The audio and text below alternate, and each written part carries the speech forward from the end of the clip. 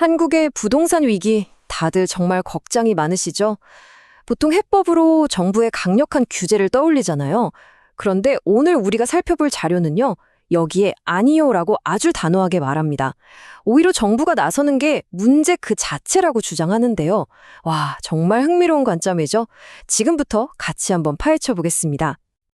네, 과열된 시장을 잡으려면 정부가 나서야 한다. 이게 보통 상식이잖아요. 그런데 오늘 자료는 완전 정반대의 얘기를 하고 있는 거예요. 도대체 왜 정부 개입이 문제라고 하는 건지 그 논리를 지금부터 하나씩 따라가 보시죠. 자, 그래서 이런 순서로 이야기를 풀어볼까 합니다. 먼저 지금의 딜레마를 짚어보고 왜 정부 개입이 문제인지, 그럼 해법은 뭔지, 그리고 더 근본적인 정치 문제와 앞으로의 전망까지 이렇게 쭉 따라가 보겠습니다. 자, 그럼 첫 번째 이야기, 부동산 규제의 딜레마입니다. 시장이 너무 뜨거우니까 정부가 어떻게든 이걸 잡으려고 하잖아요. 근데 그게 또 다른 문제를 낳는다는 건데 과연 어떤 딜레마가 있다는 걸까요? 보세요. 자료에서 언급하는 정부 대책들이 정말 촘촘합니다.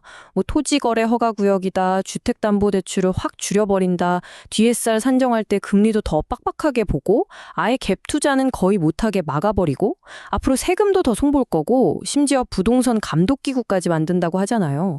와, 진짜 할 수 있는 건 다 동원해서 시장을 꽉 누르려는 거죠. 정말 전방위적인 압박이에요. 그런데 말이죠, 이 자료는 바로 이런 강력한 규제가 생각지도 못한 부작용을 낳는다고 지적합니다. 가만 보면 젊은 사람들 집 사기는 더 힘들어지고 전세 시장은 막 불안해지고 또 규제를 피해서 투기 수요가 다른 데로 옮겨가는 풍선 효과 같은 거 있잖아요. 그런 것까지 생긴다는 거예요. 그러니까 의도는 좋았을지 몰라도 결과는 꼭 그렇지만은 않다는 거죠. 자, 바로 여기서부터 이 자료의 진짜 핵심 주장이 나옵니다. 문제가 규제가 약해서 혹은 강해서가 아니라는 거예요. 그냥 정부가 개입하는 것 자체가 문제라는 거죠. 두 번째 이야기, 정부 개입이 문제다로 넘어가 보겠습니다. 지금 보시는 이 문장이 이 관점을 아주 잘 보여주는데요. 시장은 사회에 맡겨야 한다. 정부가 이리저리 비틀면 모든 것이 왜곡되고 잘못된다. 어때요? 그러니까 시장은 살아있는 생태계 같은 건데 정부가 억지로 손을 대는 순간 모든 게 엉망이 된다는 거예요. 문제의 원인이 바로 정부의 개입이라고 딱 못 박는 거죠. 자, 이 표를 보시면 그 주장이 더 확실하게 와 닿으실 거예요. 한쪽은 정부 통제, 다른 한쪽은 시장 자율성. 이 자료의 논리는 이렇습니다.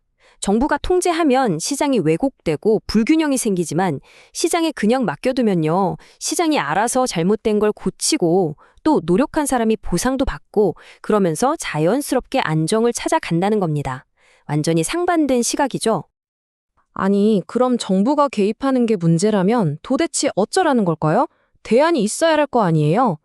세 번째 이야기에서 바로 그 답을 제시합니다. 해법은 바로 시장의 자유에 있다는 거죠.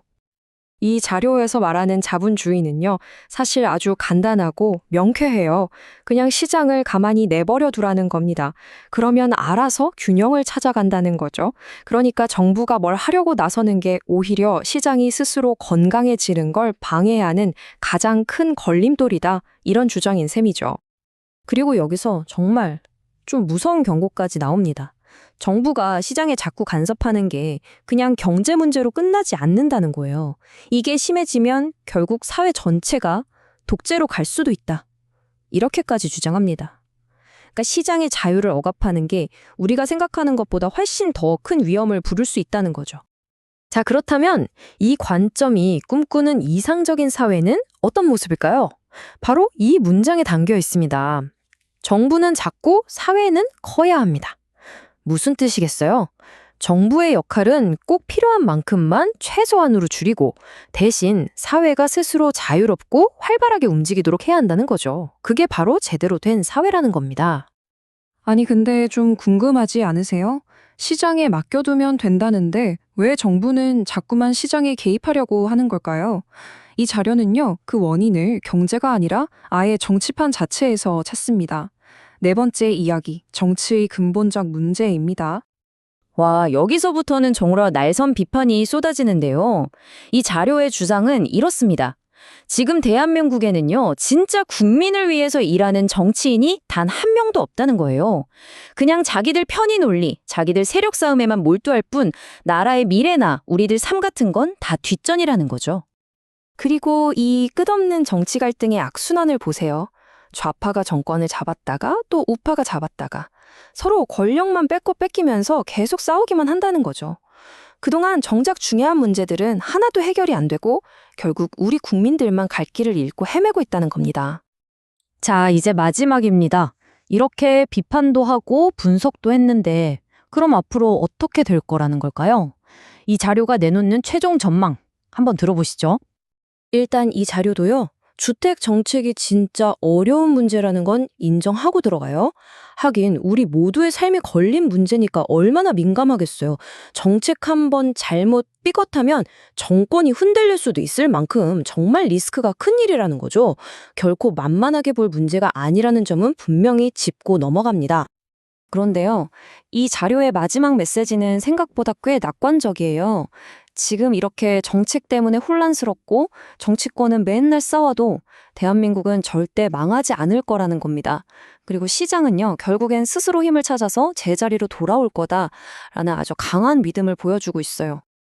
네, 오늘 이렇게 정부 개입을 비판하면서 시장의 자유를 아주 강력하게 강조하는 굉장히 뚜렷한 관점 하나를 쭉 살펴봤습니다. 자, 이제 여러분께 마지막 질문을 하나 던지면서 마무리할까 합니다. 오늘날처럼 모든 것이 너무나도 복잡하게 얽혀 있는 우리 사회에서 과연 우리는 시장의 저 보이지 않는 손을 어디까지, 얼마만큼 믿고 맡길 수 있을까요?